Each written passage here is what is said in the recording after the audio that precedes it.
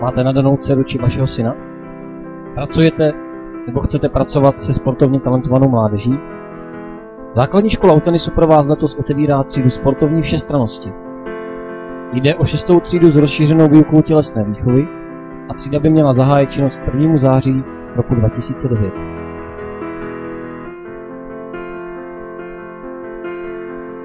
Nosnou myšlenkou výchovného systému školy je totiž idea soutěživosti.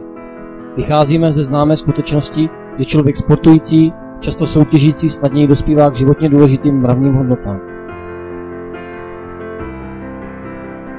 Opakovaná tělesná námaha přerůstá ve zdatnost, časté soutěžní napětí v psychickou odolnost.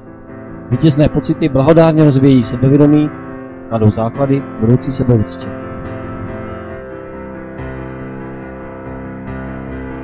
Umění přijmout porážku je vůbec jedna z nejvyšších duševních kvalit člověka. Nabízíme sportování všem. Opravdu chceme povýšit sport na věc veřejnou. Totéž platí pro soutěže ve všech ostatních oblastech. Není to umělý tlak. Je to jen rozfoukaný ohníček přirozené dětské potřeby. Soutěživosti.